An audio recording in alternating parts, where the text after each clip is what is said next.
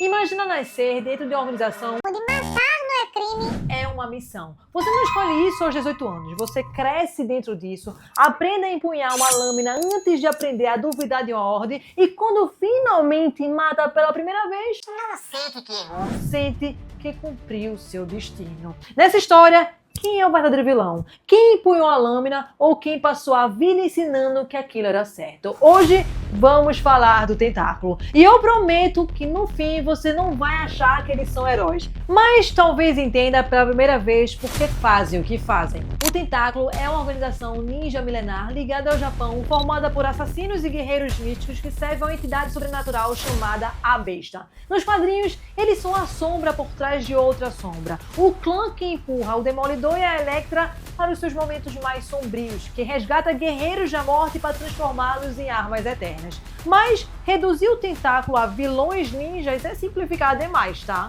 Eles têm aqui uma hierarquia ritual, uma teologia inteira construída ao redor da morte e do sacrifício. Quem entra não vira só soldado, vira parte de uma fé. E aí a história fica meio desconfortável. Até onde a pessoa é responsável pelas crenças plantadas nela desde criança? E segurem essa pergunta, por favor, viu? A origem remonta ao Japão feudal, muito antes de qualquer herói moderno. Nos quadrinhos, especialmente na era de Frank Miller do Demolidor, uma ordem de guerreiros firma um pacto com a força sobrenatural em troca de poder e propósito. Só que o pacto é uma palavra bonita demais, tá, gente? Não é uma gangue oportunista, é uma tradição, disciplina e hierarquia passada aqui de geração em geração e na maior parte da história em quadrinhos é formada desde a infância. E antes de a pessoa ter idade para questionar, ela já foi doutrinada. A primeira rachadura na ideia de vilão simples é que existe a diferença entre escolher o mal e nunca ter tido a chance real de escolher outra coisa. Mas existe um problema. O Tentáculo também é feito de gente que escolhe ficar mesmo sabendo exatamente o que faz.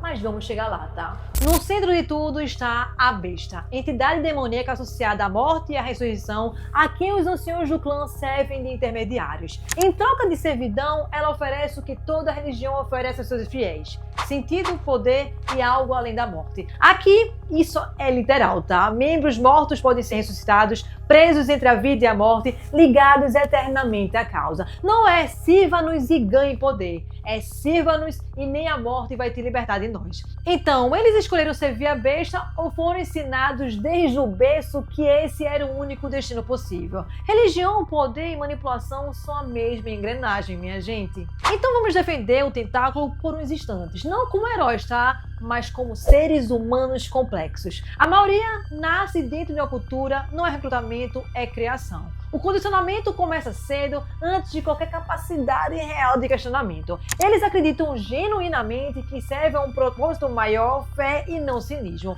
Existe aqui uma hierarquia rígida. Desobedecer não é pedir demissão, é trair uma ordem com poder sobre a vida e a morte. E a influência da Besta dentro da ficção é a manipulação mística ativa, com consequências super reais, tá? Então a pergunta que fica é: existe a diferença entre escolher ser mal e acreditar sinceramente que está fazendo certo? Tá, mas para sermos um pouco justos, vamos olhar o outro lado. O Tentáculo é responsável por assassinatos em massa, incluindo civis inocentes. Usa manipulação emocional para transformar pessoas vulneráveis em armas. O caso mais conhecido é a Elektra. Pratica corrupção institucional, infiltrando governos e corporações. Usa magia e rituais de ressurreição, que envolve profanação e tentativas de escravizar as almas dos ressuscitados, e tenta várias vezes controlar heróis contra a sua própria vontade.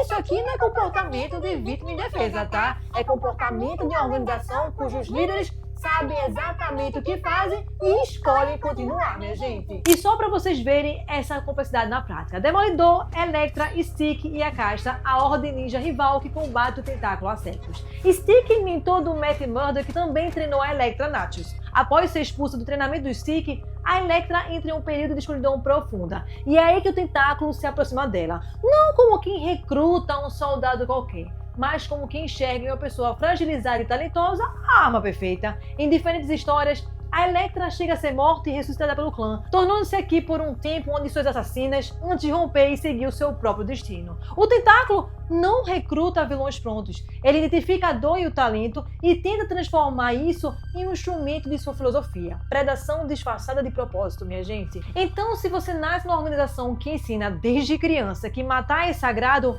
em que momento teve a chance real de escolher outra coisa. Mas até onde podemos usar a nossa criação como desculpa para nossas escolhas? Porque mesmo dentro do tentáculo, alguns escolhem ficar depois de ver outra estrada. A Electra mesmo saiu, outros não. Isso é o que separa a vítima de cúmplice. Não onde você nasceu, mas o que faz quando finalmente enxerga outra escolha. O tentáculo, então, é inocente? Não. A conclusão é um pouquinho mais complicada que isso. Como organização, ele é responsável por décadas de crimes e manipulação. Os anciões que negociam diretamente com a besta têm a plena consciência de suas escolhas e a plena responsabilidade. Mas dentro da mesma estrutura existem camadas diferentes. Membros criados desde a infância na doutrina sem nunca ver outra realidade. Pessoas manipuladas em momentos de fragilidade como a Electra. E pessoas que, tendo chance de sair, escolhem ficar. Organização, líderes e membros não são a mesma coisa.